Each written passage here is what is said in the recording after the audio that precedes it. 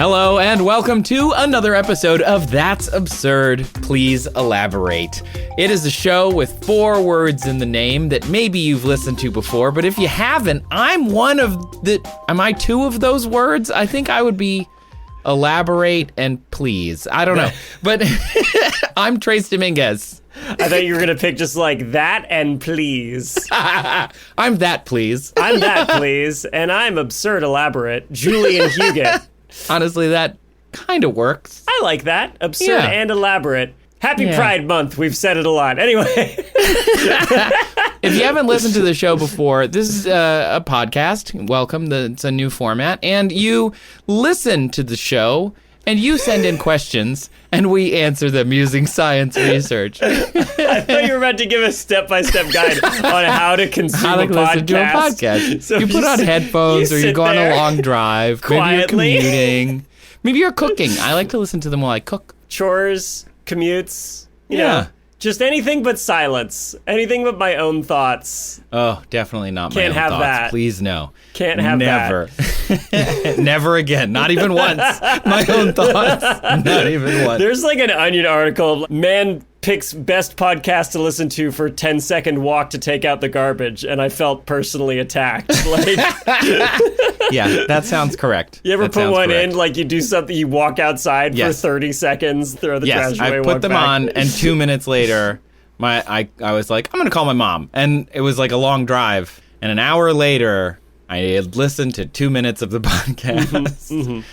Anyway, we're going to tell you about some science of random questions that people have sent us. Those questions are usually ridiculous or far out. If you want to send us a question, you can find it down in the show notes. You can call us to send us a voicemail, all sorts of different things. Whew. Okay, Julian, what question were you sent this week? My question comes from Madeline, who sent in a voicemail. Cool. Hi, I'm Madeline from Wellington, New Zealand, and I was wondering, could humans ever actually evolve to have the ability to fly? And I don't know why I was thinking of this. I think it was a shower thought. But I noticed a TikTok, actually, and it was like, I don't want the ability to fly. It sounds like hard work. I have the ability to run, but I don't run everywhere. So it's kind of like a second part to the question is how hard would it actually be to fly, and would people be able to actually, use it on a regular basis? And I'm talking like wings or like magnets, or I don't even know how we would actually evolve the ability, but I mean, just taking from nature, probably wings. But yeah, I don't know. That's my question. Does this solve anything? Bye. Gotta sneak that in. I like that she made herself laugh with that as well. I do love when the giggles are coming out early.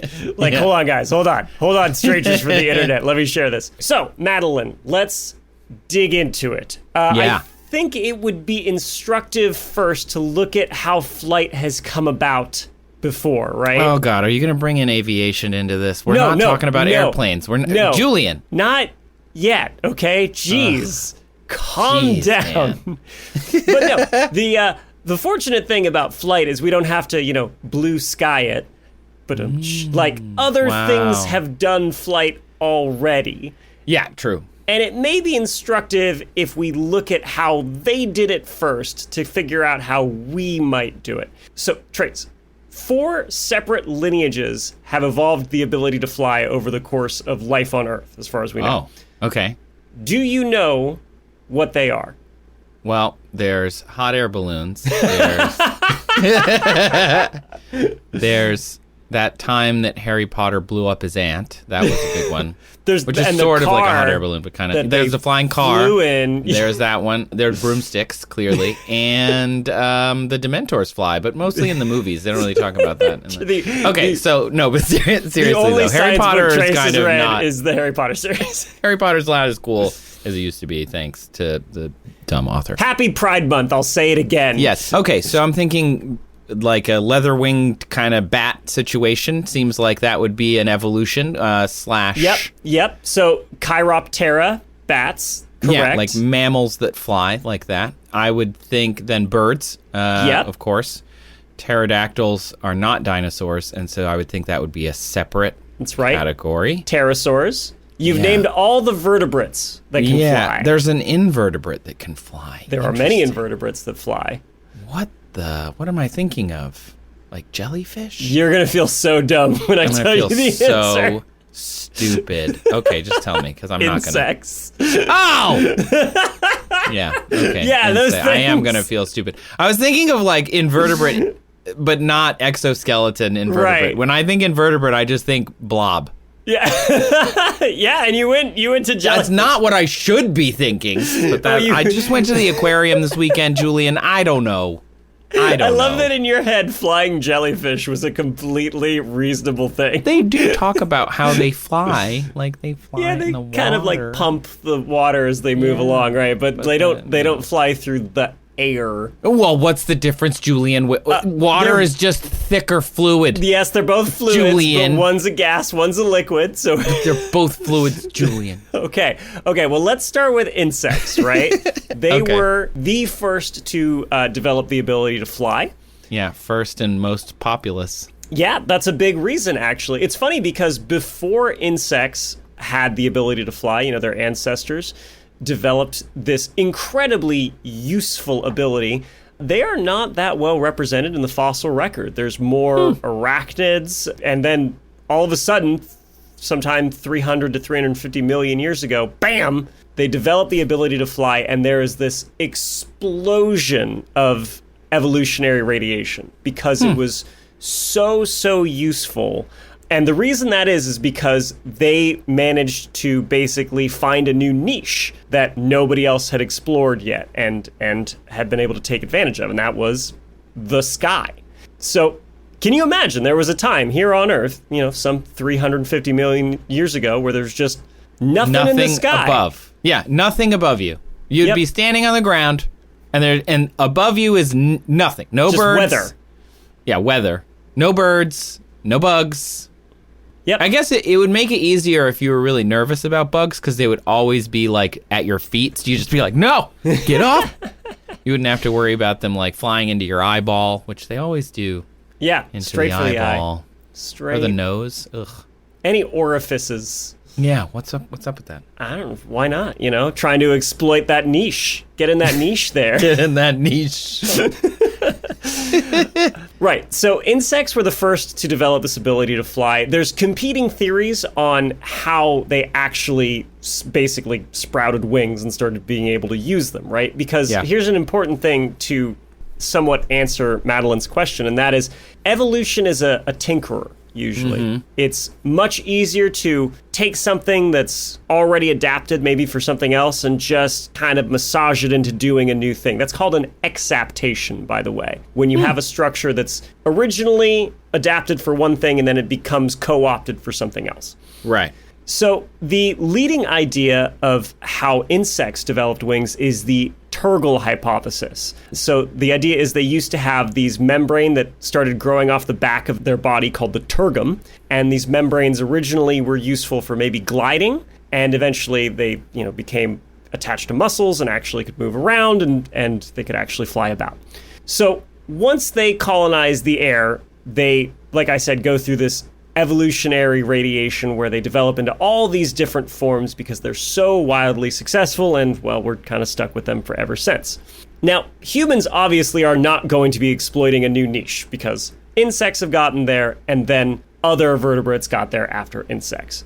And the next that developed the ability to fly was what you mentioned, the pterosaurs, the non-dinosaurs that can fly. So pterosaurs first came about in the late Triassic period, about 225 million years ago. And we used to think that they were kind of ungainly and not very successful flyers, maybe more gliders, but more recent evidence actually supports that they were very adept flyers. And I mean, they lasted for about 140 million years before the mass die-off, the KT extinction. So they were very, very successful. And I started looking at pterosaurs thinking, well, is there maybe some indication of how we might develop like pterosaurs? And One thing that I always think is funny about pterosaurs is that they're basically the fanciest animal that's ever lived. Right? Because when I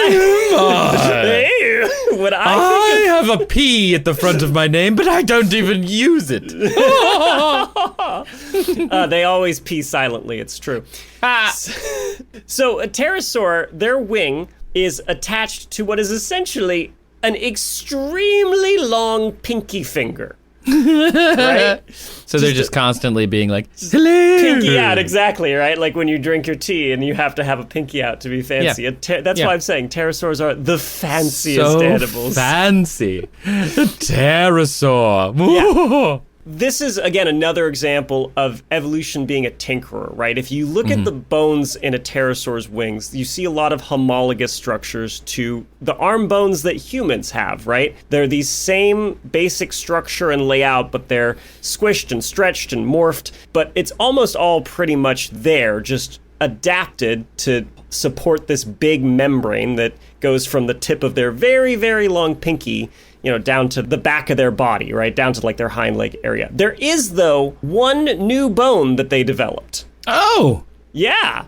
Of course, because they're so fancy. They're so fancy. I hope it's the fancy bone. It is kind of like another pinky pointing the exact opposite direction. Okay, they're so fancy. They have two pinkies. They're so fancy. It's called the pteroid bone, and it's just this little extra kind of finger-like looking thing that's pointing back towards their shoulder, and that helps support the membrane on the front of their wing. Maybe give them a little extra lift and a little extra maneuverability. But again, we're not seeing like a whole new structure that turned into a wing. They've just developed this one little extra bone that supports the little extra membrane, and that's over like 140 million years of flight. Yeah. Right?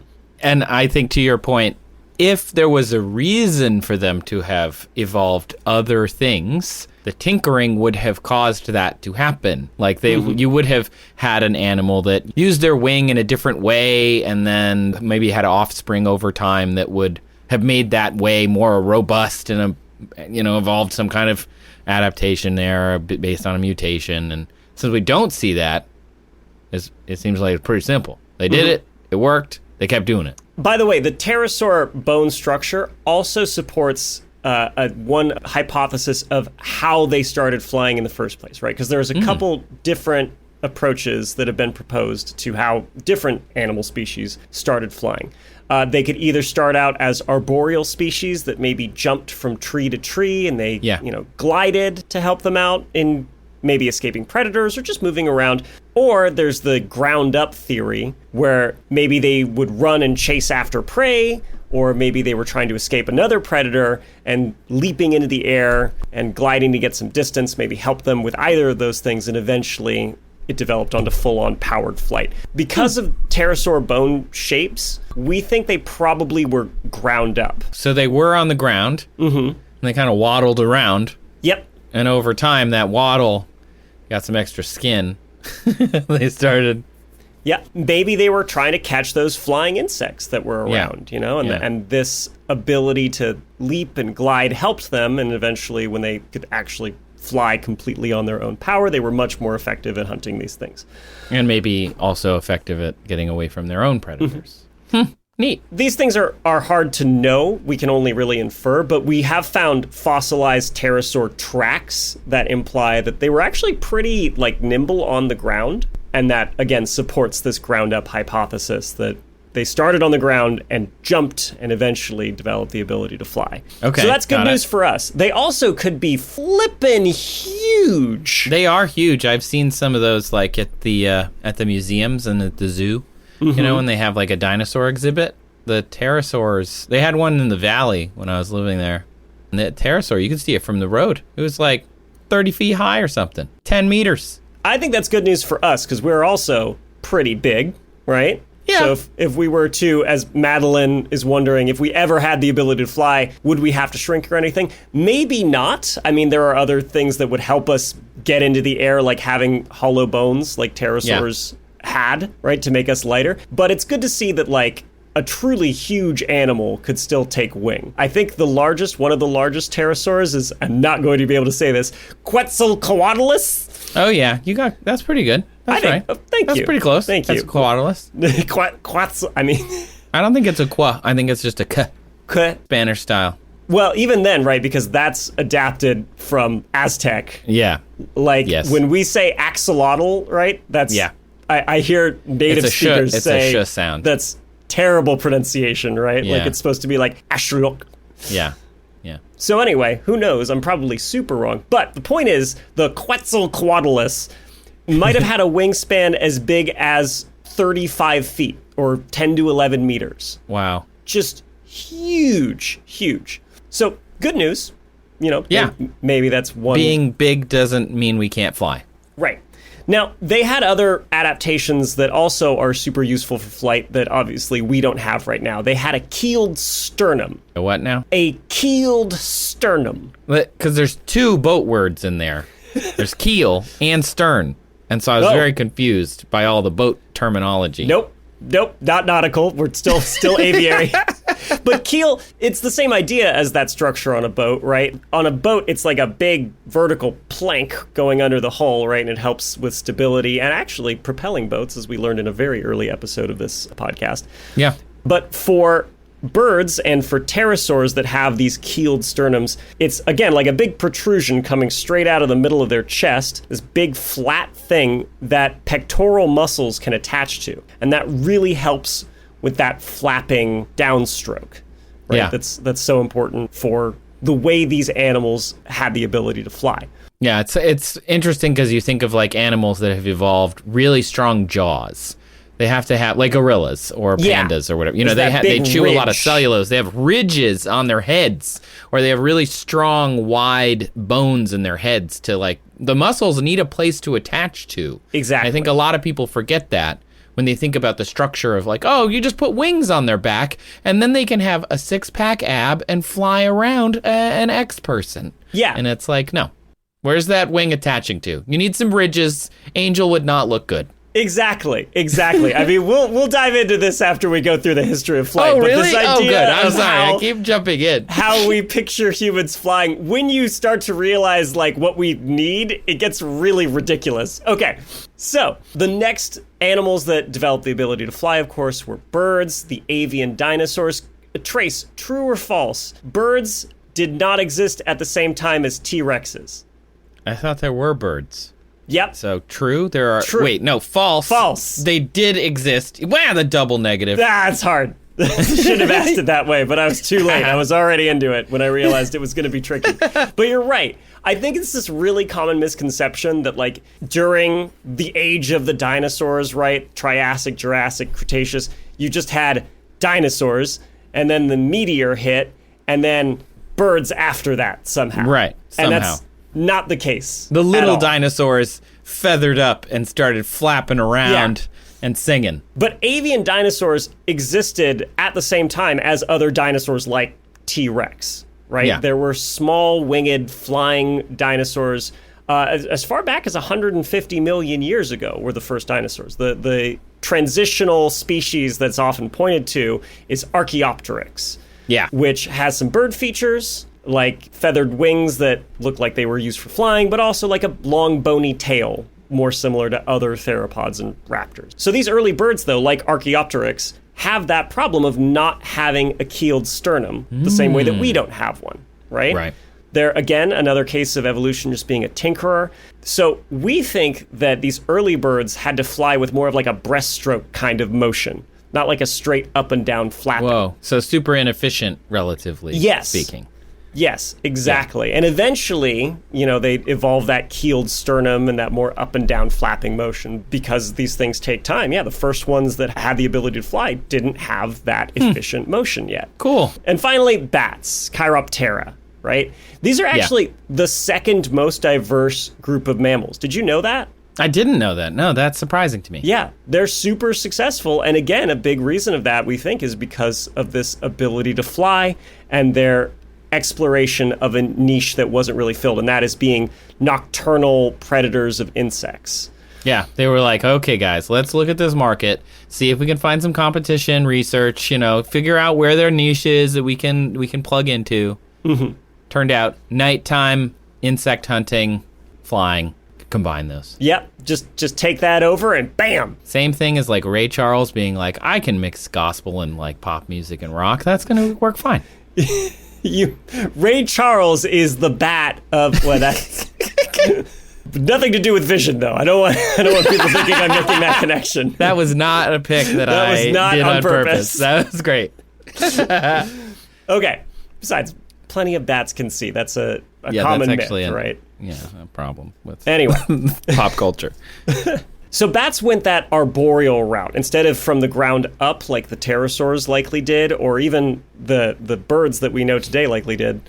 They probably started as mammals that were climbing trees and maybe jumping from one to the other and gliding, and then eventually they developed true powered flight. Their closest living relative, as far as we can tell, is something called the colugo, also known as the flying lemur, which, as my source here says, which does not fly and is not a lemur. Okay, that sounds. But if you right. want some great Google image results, though, look up the colugo. Colugo. Colugo. Colugo. Colugo. Oh my! What the heck is this? Isn't it? It's so derpy. Wow. If this animal had a voice, it would sound like this. Hello. Hi guys. What are you guys doing? Why didn't you invite me to your birthday party? Actually, I'm not a lemur.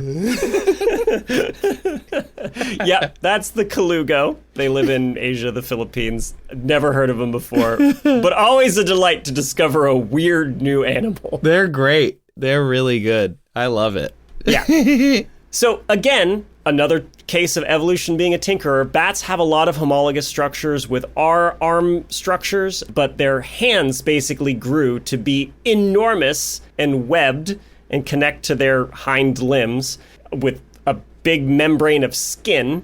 And that's how bats got their wings. And because of these basically fingers that go throughout their wings, which birds don't have, they're actually quite nimble flyers. It makes them great for hunting insects, especially, at night, moths fluttering around and changing direction rapidly. Bats are super well adapted to this because of that wing structure. And also, bats developed an extra bone that helps them fly. Oh? Yeah, the calcar, which is kind of like the pteroid bone in pterosaurs, except it's coming off of their hind ankle, and it just supports like the little membrane between their back legs. But cool. Again, another point where it's like they didn't develop a whole new limb that became wings. At most, they just have like a little extra bone here or there. It's much, much easier to reappropriate things than create new ones.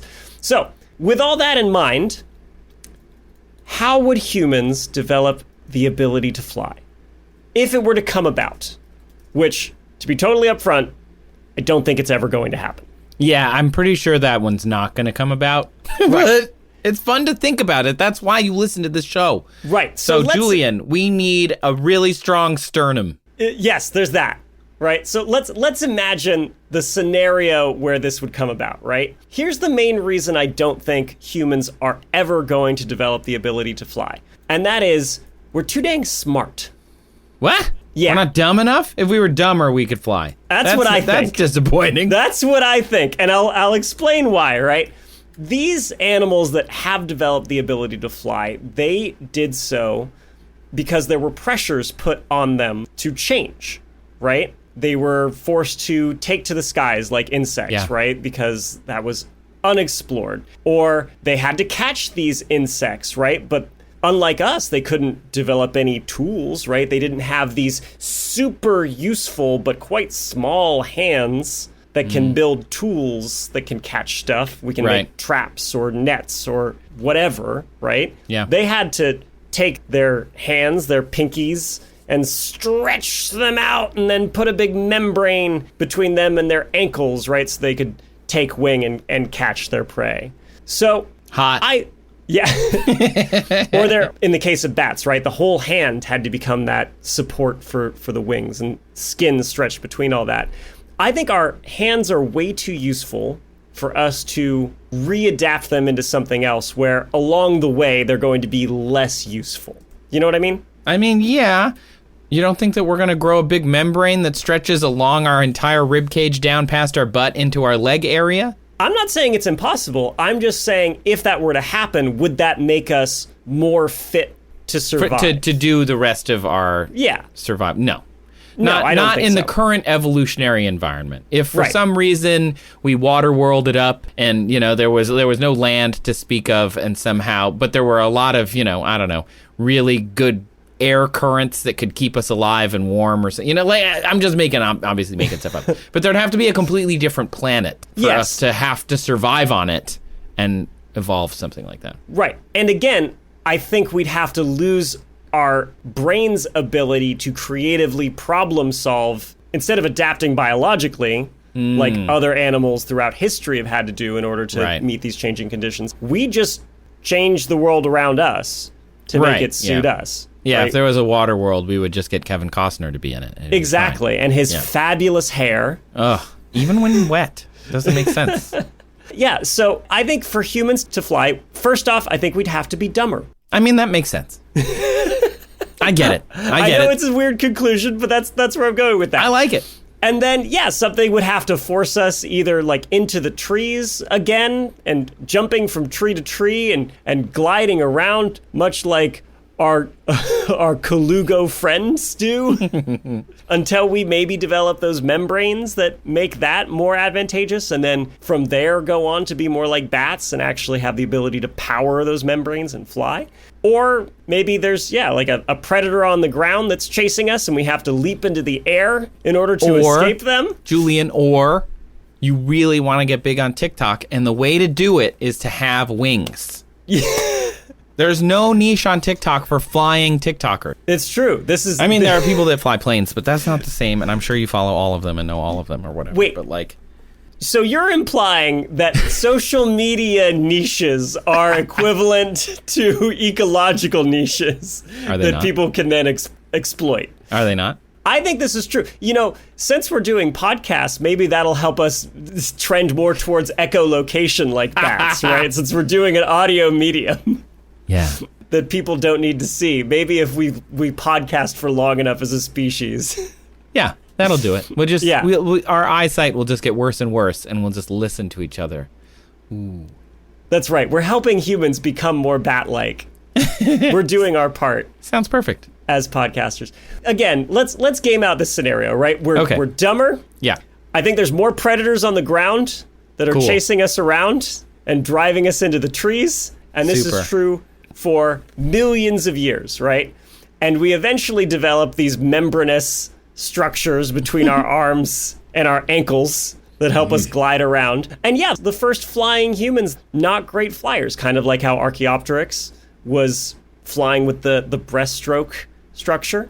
Until we eventually developed keeled sternums. So humans of the far future that can fly, they'll have to have basically a big chest sticking straight out. Ridge. Yeah, just a big chest ridge and a ripped back. Just like a sack of pythons rippling around whenever they flap. The future manosphere is going to be weird. And actually not that different from now, to be honest. Not that different from how You weird mean it is stupid and now. full of predators? And body dysmorphic, unfortunately. Oh no! The only people who will be able to fly are manosphere podcasters. No! Shut it down. That's Shut it down. No. Shut it down. It'll We're never terminating this happen. line of thought. Just hordes of Joe Rogan swooping down on people. Everything is brownish orange. It's terrible. Oh, what have we But the beards, created? they're immaculate. And for some reason shaped at the bottom and underneath. Yeah, Even- what's it's with weird. the? That's I don't bad. understand. It's like I a don't- blanket it's that's too small, I pulled don't over a quite get bit. it. Just I let the don't- let the under chin hair grow, manos. Anyway, Manos. that's why it's the manosphere, right? They're Yeah, manos? because they're manos. Because they have two manos. Two hands, yeah. Two fancy hands with membranes stretched across their fingers. Circle. They're so fancy.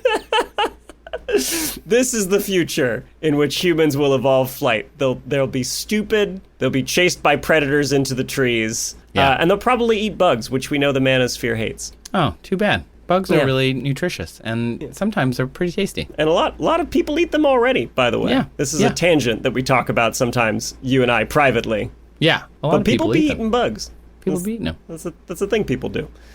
In Oaxaca, for example. Yeah, which has a lot of native people still. Like, crickets are a big part of that cuisine. And they're delicious. I've never had them. I respect their ability to fly too much. That's why I only eat chickens. Once you lose the ability to fly, you're fair game. Wow. Is that the end of your answer? I think so. That was pretty insane. That was pretty insane. I didn't know if that was going to go. So let me recap. Future for Madeline's question is what would have to happen for us to fly? And if we had the ability, how hard would it be? So how hard would it be? Oh, it'd be very difficult, especially like we mentioned, early days where we weren't well adapted for it, where we were taking what we had and just trying to make it work. It'd be much more difficult. Although I did find people who studied, proportions of bird wings and body sizes, and they came up with a figure on how big the human wingspan would have to be. Oh. This is Ty Hendrick, a professor of biology from UNC Chapel Hill, and he says that a 5 foot tall, so 1.5 meter person who weighed 155 pounds or 70 kilograms. So they're quite short and stout. Yeah, a little smaller than the average on both ends. Short king. They would need a 6 meter or 20 foot long wingspan. What? That's too much wing. That's quite large. We're back to episode 10 or whatever with the giant head balloon. Like, there's just too much skin. Yeah, you'd have to have the fanciest pinkies. Oh, so fancy. Imagine drinking tea with a pinky that was 3 feet long. Yeah. It was a 1 meter pinky. Oh, the fanciest. I'm imagining a pterodactyl tea party spelled PTEA. Yes. And they're all drinking, but they're all knocking each other's cups over. Yeah, honestly, I think that would be great. If there's an artist in our audience, please draw that for us. Monocles and top hats. Yeah, they'd have to have a top hat. But the top hat would have to be balanced because they don't have rounded heads. Don't they have kind of ridged heads? So they'd have to have like a top hat balanced on their ridge. They have like a big prong-like structure come out the top of that. Maybe you could just slot like ring toss style the hat over it. Yeah, exactly. Oh my gosh, that'd be so funny. Also, Pterodactyl Tea Party, great band name. with a P for both. All P's. Yeah, Pterodactyl Tea Party. And the party would have to have a T after the P. Just to be confusing. Wow. Okay, well, thanks, Madeline, for that question. We really appreciate it. Let's take a quick break, and then I'm going to do something even stupider. I don't believe you. Julian, give me your best dinosaur roar. Oh, God, an asteroid!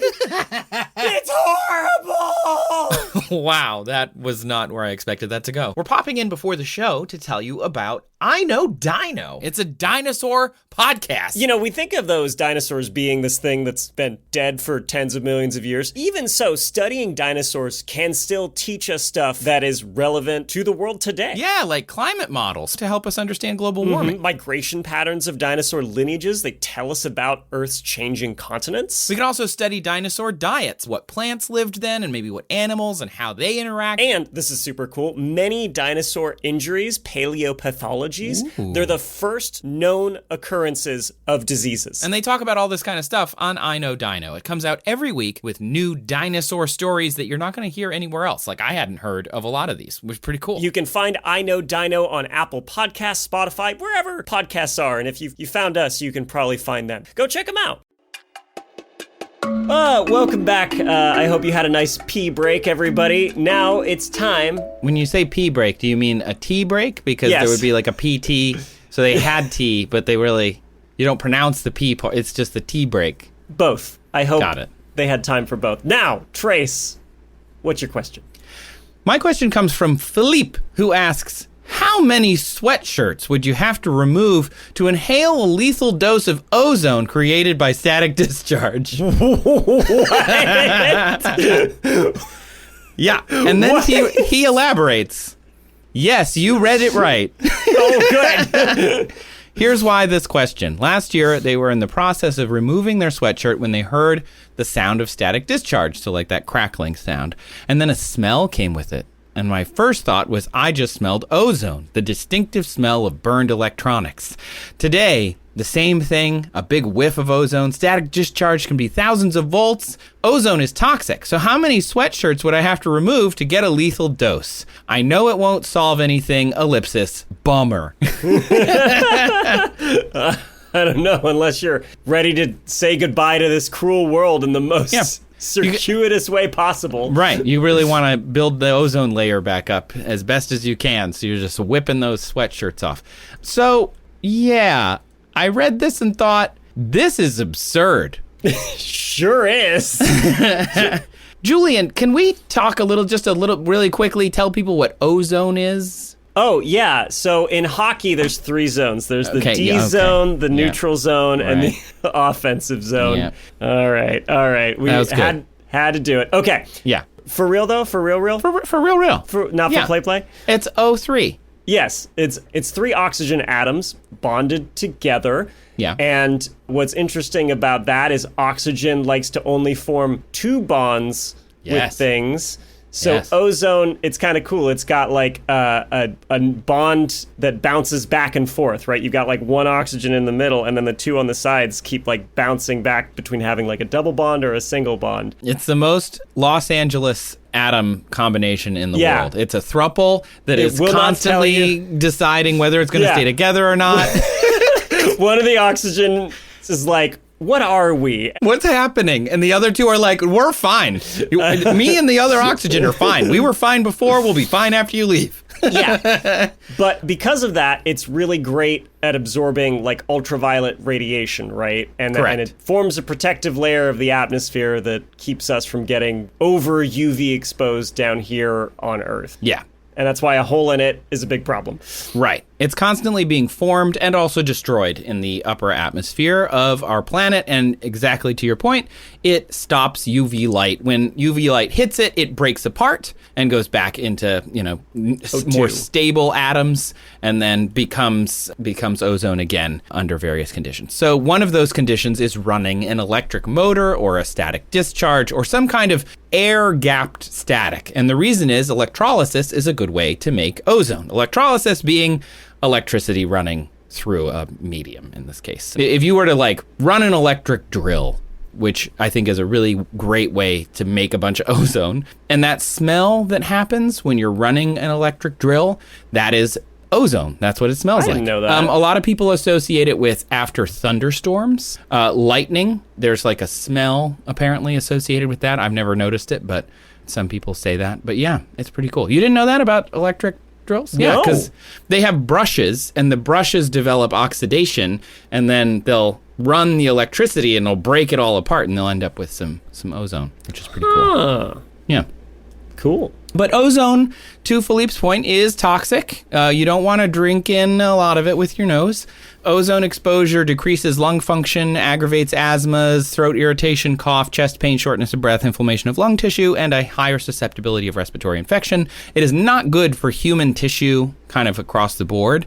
It can cause asthma and harm tissues, but it breaks back down again to O2 pretty easily. That's fine in the environment, but in your body, that leaves like a free radical oxygen, which, as Julian has said on this podcast many times, loves to just go and rip things off of other atoms when they're not stable enough. Oxygen's pretty greedy like that.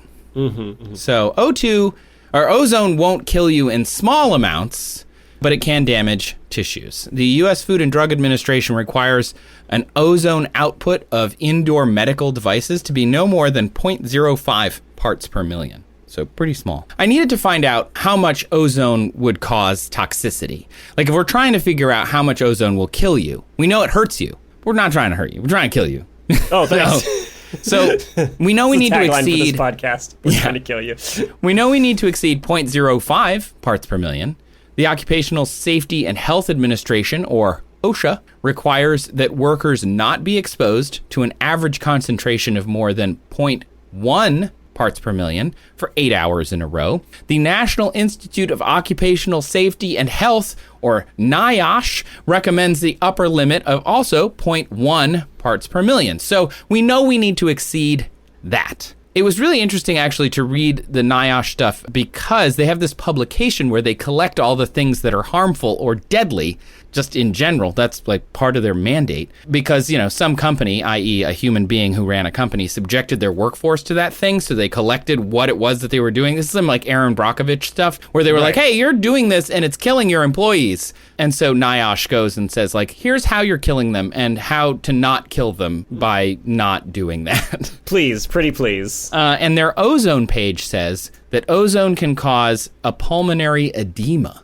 Oh. Yeah, it can be bad. It caused it in welders who had a severe acute exposure to an estimated 9 parts per million ozone, plus other air pollutants. 90 more than the maximum allowed? Right, yeah, 90 times the more. allow. Yeah, and this, again, I say this, and it's a little sad, because this happened to people. Yeah. This was a study in 1957, or a write-up of something that really happened. It wasn't actually a study. It wasn't like scientists were like, let's expose these welders. It was somebody on a job site was exposed to this enough times that they wrote up a case study. So recently, I was watching with my wife one of the 2 documentaries that came out about OceanGate. You know, the I haven't submarine. watched it yet, but I've heard a lot of people talking about it. And throughout the whole time, the founder, Stockton Rush, is talking about like, well, we're not going to let all these regulations get in our way. And I turned to my wife and I said, OSHA regulations are written in blood. Yeah. And at the end of the documentary, somebody else went, OSHA regulations are written in blood. And I'm like, good, It's not just me who understands this. These things didn't come about because somebody was like, oh, what if, we just made it harder for businesses, right? Like, well, what if it, no, like, people got hurt or people died, and that's why these limits exist. Exactly. And so these welders had severe acute exposure to an estimated 9 parts per million of ozone. They had a blood vessel burst in their lung, and they probably died. They did have a 1937 study, and that one, the scientists probably actually did do this thing because it was about on small animals, unfortunately. But they wrote that 15 to 20 parts per million is lethal to small animals. This was, again, a 1937 study. And a write-up in 1963 guesses that 50 parts per million for 60 minutes would be fatal. Okay. 50. Okay. So 500 times what you would want to have. So let's say we have this perfect storm, which is sort of an ozone pun. So we've got a 10 parts per million of ozone and a person who's just like really susceptible to that. Because there's no way we're going to get to 50 in an easy way. By the way, parts per million, if you're not aware of what it is or if it's confusing to you, think of it like a percentage. 10,000 parts per million is like saying 1/100th, right? Because it's parts per million.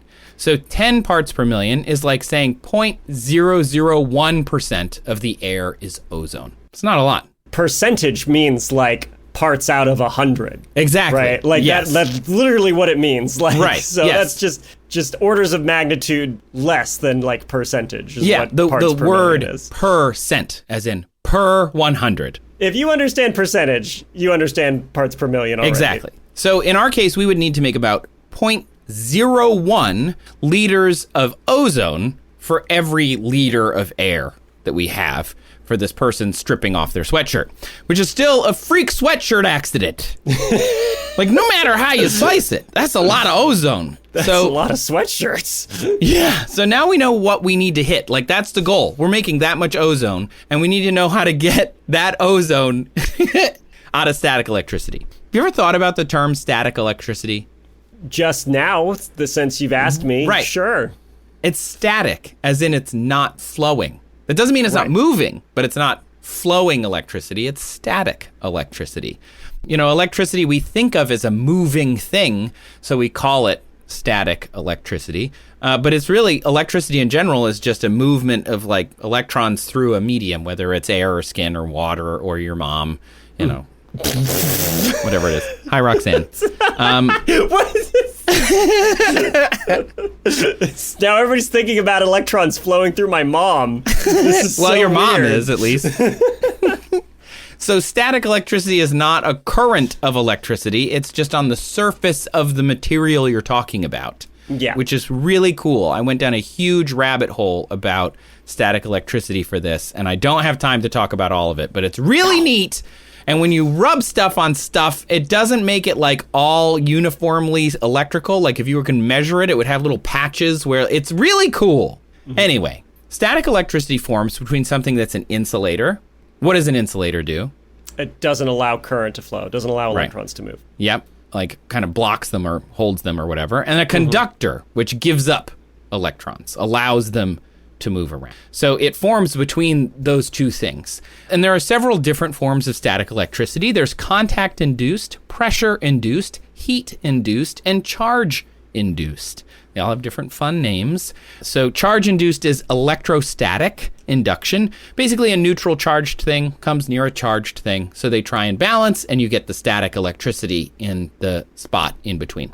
There's heat-induced, which is called pyroelectric effect. This one is pretty cool. Also good band name. Really good band name. The pyroelectric effect has to do with, of course, heat, atoms rubbing together, and electrons moving around. There's the pressure-induced one, which is piezoelectric. But I also have always pronounced it piezo or piezo. You know, I don't know. Anyway, whatever it is, it's the squeezy one. And then there's contact-induced charge separation. And that's the one we're talking about, which is the triboelectric effect. Slide things by each other, and electrons jump. Now, when you think of this, what do you think of? Because I had something that I immediately thought of when you're like, oh, static electricity, not the sweatshirt, but obviously, yes, of course. But weirdly, I think of thunderstorms. Thunderstorms is a great example. I didn't think of that but until later. But like, yeah, the reason lightning happens is, you know, all these things are moving around in the clouds and they're rubbing against each other, and it's and you get a charge separation, right? You get like positive ions in one part and negative ions in another, and because you have this charge separation, you get a voltage, an electrical potential, right? That's where my mind goes first. Yeah, but I feel like you had something very specific in mind when you asked me. I was thinking of science demo where you rub a balloon on your head. Yeah, classic. Or the Van de Graaff generator. The Van de Graaff generator. Exactly. A Van de Graaff generator, do you want to explain it? Do you want me to explain it? I love asking you to explain it because it's like a quiz, and you always nail it. And it makes me so happy that you always nail it. Thanks, bud. But all I can think of with a Van de Graaff generator, I should say, electricity I feel like is a big blind spot for me. Yeah. Whenever I have to research anything, I'm like, this is just magic as far as I can tell. It kind of is, yeah. Like, I don't understand it well. That's not to say it can't be understood, but it's just like a real area I struggle with. So Van de Graaff generators, as far as I understand it, right, it's like a big sweater rubbing, like, Rube Goldberg machine. There's a cat inside, and it's just flipping it around. But you crank something, and it runs like a belt up to like a big orb, and it collects a lot of charge on the orb, and then it makes little sparks to other things. This only gets better and better because you're like waving your arms around. Thanks for setting me up to say that I always nail it on the one that I just biffed on massively. No, you did it. You did it. You got a lot of it. It was excellent. Okay. I just want to, can I have a sidebar real quick though? Because there's this thing, we call it gripe time. Let's call it gripe time. Okay, gripe time. Some things grind my gears. And one of those things that grinds my gears is when people, specifically in the YouTube, TikTok, and other social media world, say the word science experiment, when what they really mean is science demonstration. They're not experimenting. They don't have a hypothesis they're testing. They already know what it is. They looked it up on Wikipedia, and now they're just performing it. It's a demo. They're doing a science demo, and it bothers me. Yeah. And it might seem silly, but the slippage of language is important. And so if we pretend these are all experiments, then you can call anything an experiment. I've never worn sunscreen. Let's do an experiment. It's like, it's not an experiment. We know what the sunscreen will do. It will block UV radiation from hitting your skin. Anyway, end gripe time.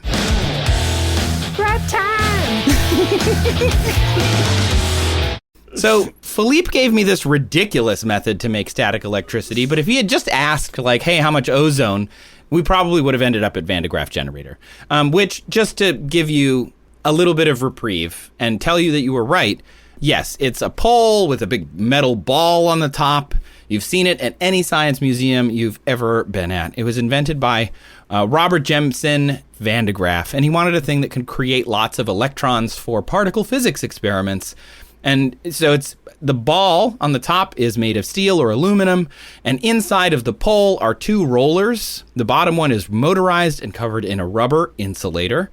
The top one is made of nylon, and then there's a belt in the middle, usually made of surgical tubing, so like latex rubber. The belt is pulled past metal brushes on each end, and so it starts building up electrons in the top. There's a charge separation between the top roller and the bottom roller, and it's translated into the big metal ball. That is a very simple, oversimplified example, but it's essentially a great way to take advantage of that triboelectric series or triboelectric effect. So Van de Graaffs are really cool. They're super huge. They can be really big, and they can make sparks that go through huge air gaps. They have one, I think, at Griffith in LA, has a really big one, and it's really awesome. My alma mater, Western Michigan University, I realized, I didn't know this when I went there, has had one since the 60s, and it's this giant kind of tubular one, because there are different types. It doesn't have to be a ball and a pole. The most important thing is you're creating that like belt of charge separation. Maybe I should go do one at Kalamazoo. That'd be cool. Anyway, go do a video about it. So you can't just like do an experiment. I'll do an experiment. The disgust in your voice.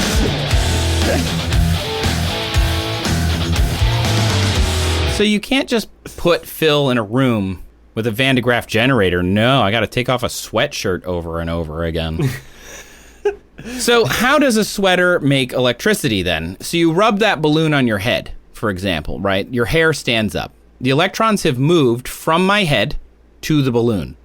They're on the surface of this latex insulator now, and put simply, the valence electrons of my hair move to the latex, giving both a charge. What the charge is actually doesn't matter. The electrons can move in all sorts of different ways. The important thing to remember is there's a separation. The reason the hair separates from other hair is it has a charge. Whether that's positive or negative depends on, how things have worked. Typically in the balloon situation, from what I've read, it's the head is positive, the balloon is negative. But anyway, it's not actually about friction, although I thought it was. It's about adhesion, which I didn't know. When two non-conducting materials meet, they form a bond. And that adhesion bond is what happens with the triboelectric property. Essentially, it's pulled apart, and in pulling it apart, electrons jump from one material to the other.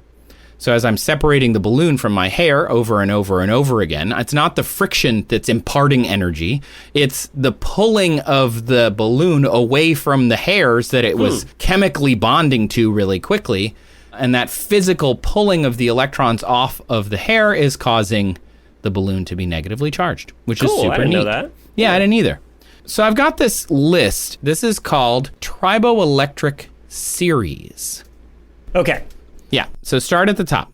It has human hands, usually too moist though. Very positive. That's just about you specifically. Hands too moist. Moist. Thanks for telling me I'm very claiming. Positive.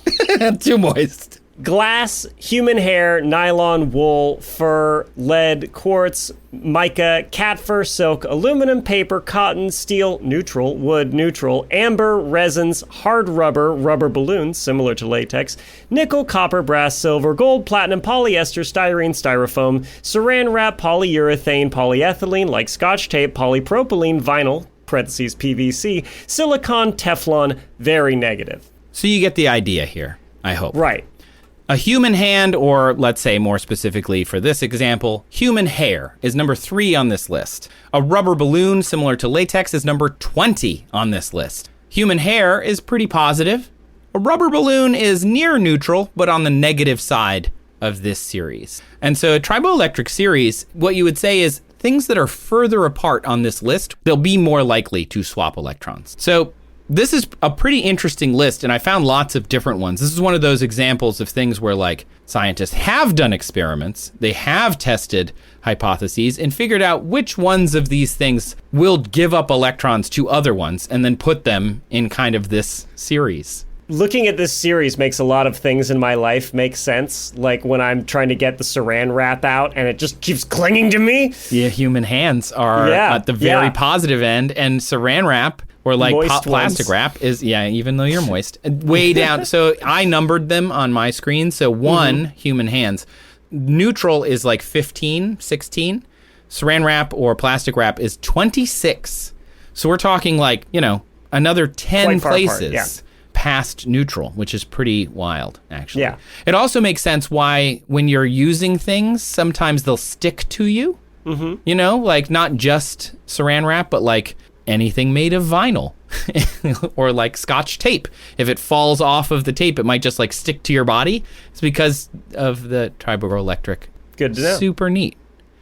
So anyway, this adhesion happens to Philippe's sweatshirt as well. So as he's pulling his sweatshirt over his hair, the sweatshirt's interacting with the hair and physically pulling electrons off of it, similar to like shuffling on a carpet, does the same thing for a similar reason. And a lot of carpets are not made of wools, but if they were, even still, wool socks on, say, like a polyurethane, synthetic carpet, those are pretty far away in the triboelectric series, from 5 to 27. So like they're going to build up a lot of static charge. And essentially what is happening again is the base of the socks are rubbing electrons off of the carpet. And then on the surface of that, if you could see where they are, it's charged in like a weird splotchy pattern. It's not even, because it just depends where those electrons have been pulled. Super cool. So it may come as no surprise to you, Julian, but there are no studies for how much ozone is made from taking off a sweatshirt. What? Yeah, science is I'm funny always like surprised by what I surprisingly find, right? Yeah. We talk about this. Sometimes I go in going, there's no way. No way. And then there is a study. Yeah, I was really skeptical that there would be one, and it turned out I was right. But there are a lot of studies on textiles, fabrics, because science really doesn't get done unless there's a reason to do it. And people do need to know how much static is made from sweaters or sweatshirts or different materials. DuPont did a bunch of studies about nylon and different, synthetic fibers to see how much static electricity they would make. But the one that I thought was the most relevant here was getting out of a car. There are studies from 2008, as recently as then, the Journal of Physics Conference Series said a paper called Charging of a Person Exiting a Car Seat in 2008, exploring the triboelectric charging of fabrics and materials. And I was like, all right. We got potential, pun. So the voltage for some of these experiments that they found with just people standing up out of a car seat in a lab, 18 kilovolts. Oh, that's more than I expected. That's a lot. That's a lot of volts. Yeah. And over essentially picoseconds. So almost essentially instantaneously. So a regular seat with no seat cover, you would end up with a charge separation of about 18 kilovolts that you can, if say you're wearing synthetic pants. The charge in the body from static electricity is actually usually measured in millijoules, which is interesting. And so they said, quote, as the person rises from the seat, the charge remaining on the clothing induces charge separation in the person's body. One half of the separated charge couples with the charge of opposite polarity on the clothing, whilst the other half of the separated charge couples to the nearest ground. The capacitive coupling of this latter charge to Earth causes the potential of the person's body to increase.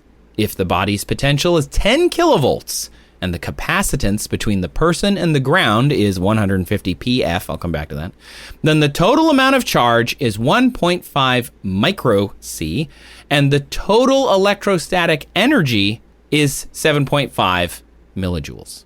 So not very much. 7.5 millijoules. Little.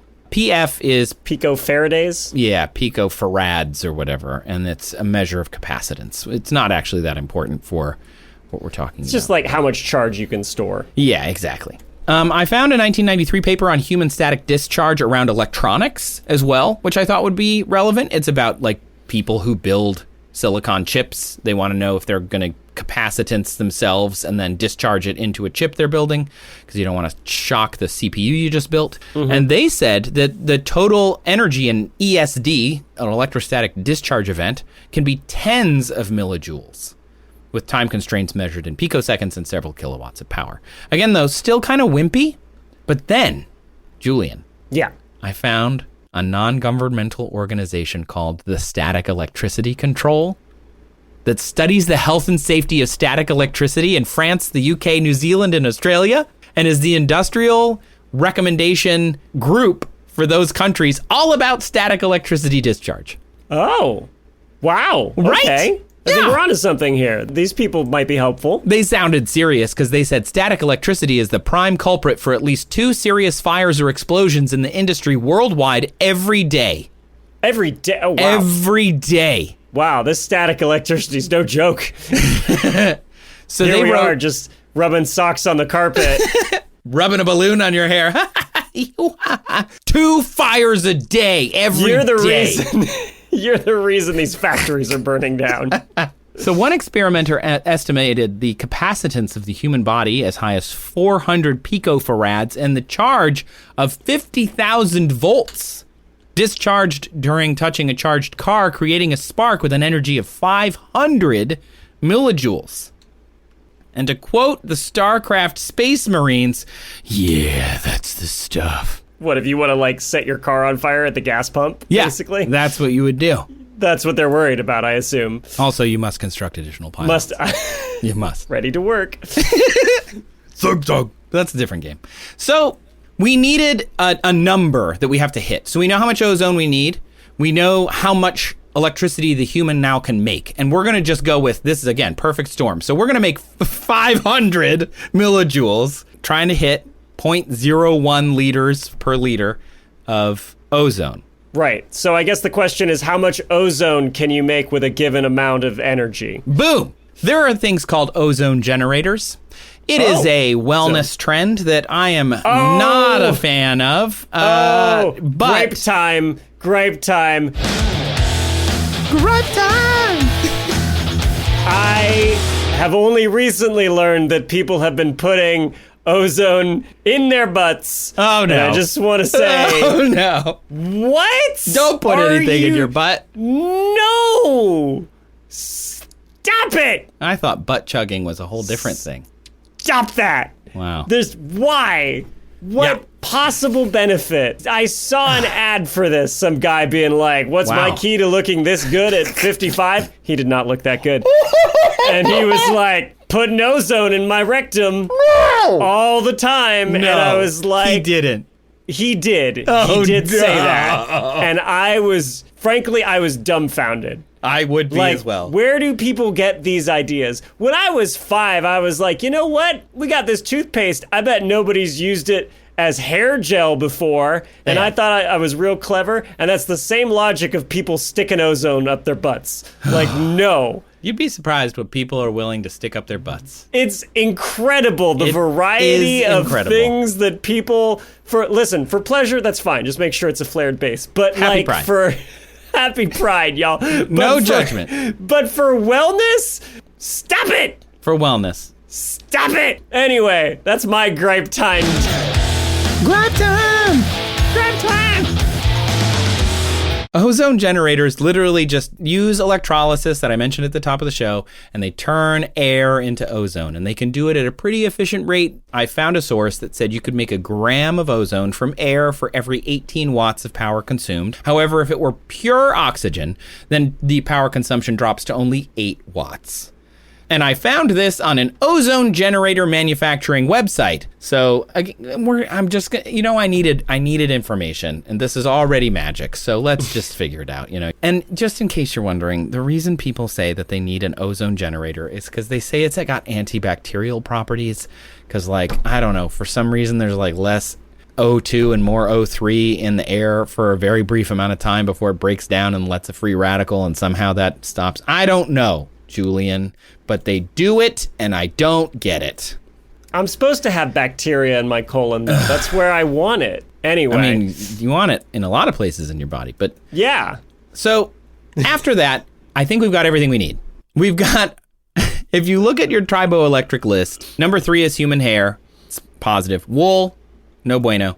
Polyester, however, number 24. So if our sweatshirt is synthetic, so Phillippe, skimped on the budget a little bit and got himself a synthetic sweatshirt, then human hair plus polyester, that's great. We've got a good triboelectric series to work with.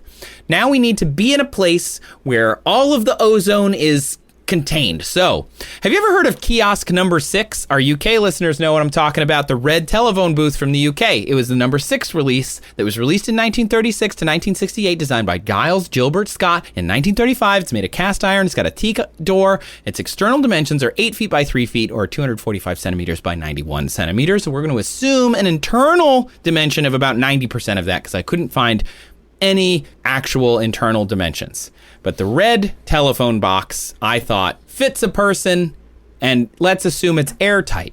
Okay?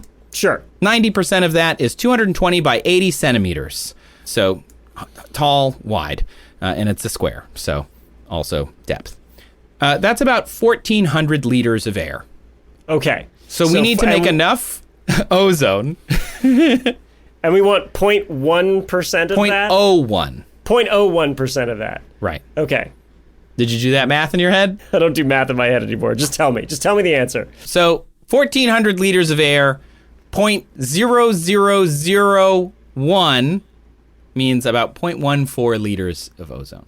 Okay. Not that much. But Not still a lot. kind of a lot if we're doing 8 watts per gram. It's not like it weighs a lot. Generated by sweater power. It is going to be a lot. But So if we want to hit 10 parts per million of ozone in that environment, that size, 1,400 liters, we need about 21.4 milligrams per cubic meter at standard temperature and pressure. I don't know why I got all physicsy in this one.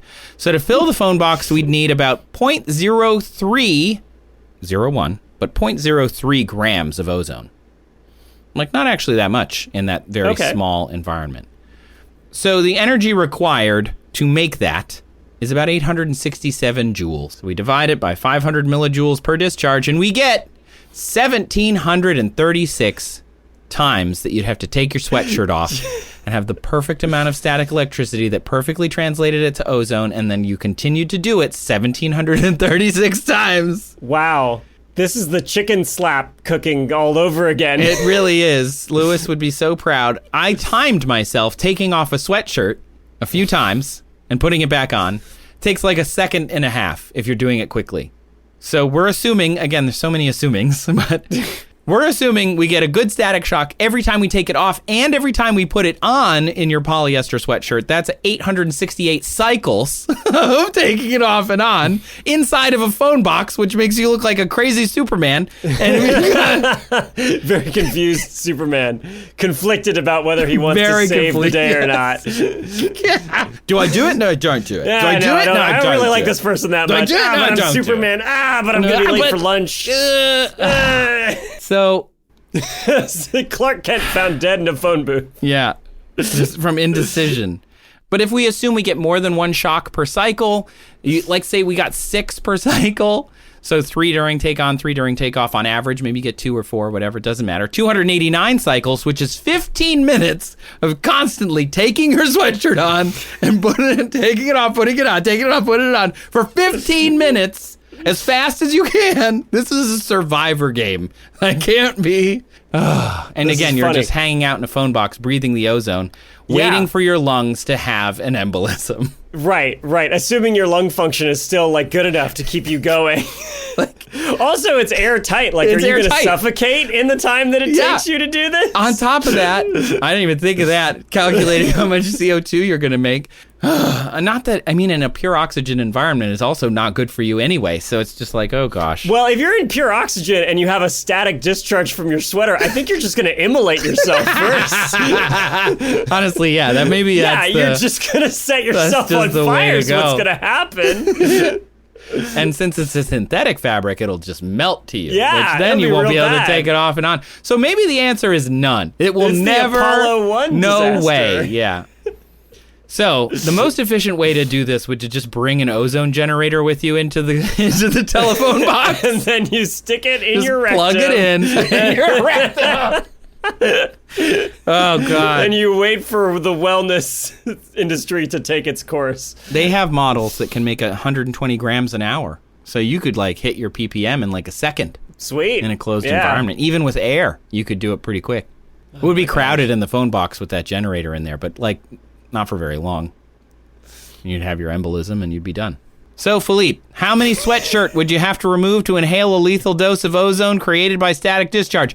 If you could wear 1,700 sweatshirts at once, you could just take each of them off. But otherwise, you're probably going to have to take off 1,736 Static Shock's worth of sweatshirts. However many sweatshirts that is. Would it help if you're more hirsute? If you're hairier? Maybe. I don't know. It helps if you're drier. Drier air produces more static electricity than moister air. Drier skin, which I don't know if you've ever experienced, would cause more static shocks. Yeah, in the winter, right? Like, I've lived places where it's like, oh, winter's coming, the air's dry because I'm just getting shocked constantly. Yeah, I was on, I think at Yosemite or somewhere where, like, it was high up and really dry, and I, like, slid into bed, and it was like a light show. I was like, wow! My dad got out his camcorder to try and record it. If you were under the covers, you might have had a pulmonary edema. Oh. No, probably not. So thanks, Phillippe, for your question. It would not solve anything. And please don't put an ozone generator up your butt. That definitely does not solve anything. Just don't do it. Just stop it. Stop it. Stop it. What will they try and sell us next? Anyway, thank you so much for listening to another absurd episode of That's Absurd. Please elaborate. The show was created, written, and produced by that guy, Trace Dominguez. And that guy over there, Julian Huguet. That's a reference to the last episode. It is, yeah. That aired, which there will be some between now and then, so it'll be confusing. Anyway, and also thanks to our wonderful, wonderfully talented, and man who's never produced an electrostatic discharge in his whole life, Kyle Sisk. Unless he wanted to, in which case he just did it. Kyle Sisk has command over static electricity. It's true. It's a very, like, low-tier superpower, but one nonetheless. Static Man. Just give people, like, a light shock. Just the bad guys are like, quit it! No, you lock the bad guy in a very small area, and you just use your power to generate a bunch of ozone. Sweater, or to make jewelry. Times. Because you have the power of electrolysis. Anyway, our website and social is made awesome by our new associate producer, Sabrina Capello. Our music is thanks to Epidemic Sound. Thanks to listeners who submitted questions for this episode, Madeline and Phillippe. If you would like to submit a question, we've made it as easy as we can, I think. You can fill out the form down in our show notes. You can email us at hello@that'sabsurdshow.com. You can visit our website, that'sabsurdshow.com/ask. Or you can do what Madeline did. Call us 302-TAPE-SHOW. That's TAPESHO. And then we have, like, a nice recording of your question that we can play on the show. And you can hear yourself back on the pod, and then you can tell your friends, like, hey, I was on a podcast, which when I tell people, they're not impressed, but maybe your friends will be. Thank you to our absurd administrators, Les, Adam, Austin, Jonathan, Evan, Dan, Sabrina, and the Brain. And an enormous, outsized thank you to our preposterous producer, Pinky. Thanks, Pinky. Pinky of the House Patreon, first of your name, the ridiculous, queen of the absurd, the reruns and the first episodes, queen of Aronson, Khaleesi of the Great Dirty Sea, protector of the realm, lady regent of the Seven Kingdoms, breaker of chain letters, and mother of dragons. What are we going to do if we ever get two preposterous producers? We'll have to think of another title. We'll have to mine for a new crazy title. But Pinky's supporting us at the frankly absurd level on our Patreon that we didn't think was possible. And yet, here Pinky is. So thank you so much. You are a maniac, frankly. Yeah. Thank you, though. Leave us a review wherever you're listening right now to this show. Everybody who has left a review, I see you. I appreciate you. The ones who have left reviews talking about how great Julian is, I really appreciate that because he had so many reviews going the opposite way. So that was nice to be able to read. So if you haven't reviewed us, please do. If you have reviewed us, why don't you go ahead and tell a friend about the show? Send them an episode that you really love. Because the only way to grow a podcast is either to work with other podcasts or for you, the listener, to tell other people about it. So just take a second and do that. It would be really, really awesome. I know some of you annoy your friends and family by telling them about us, so yeah. Keep it up, even if they ask you to stop. If you haven't yet, you can watch some of our videos over on YouTube. You can see our faces if you really want to. Look for the link in the show notes, along with everything else we're talking about.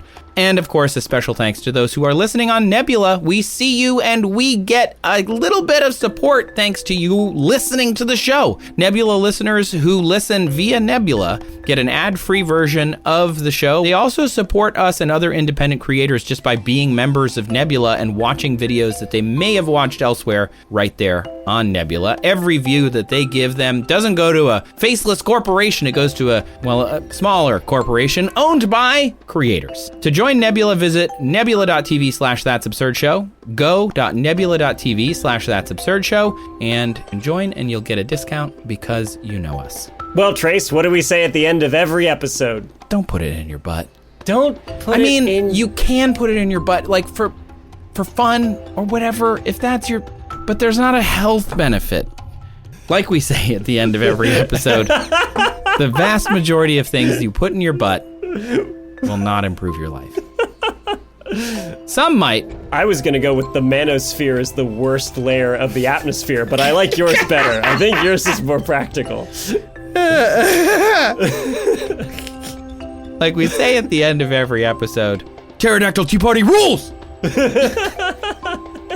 Pterodactyl petite petardi.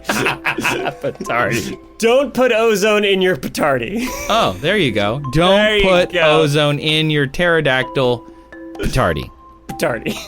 Did pterodactyls have petardis, or they had like... Presumably. Cloacas? You know what? No idea.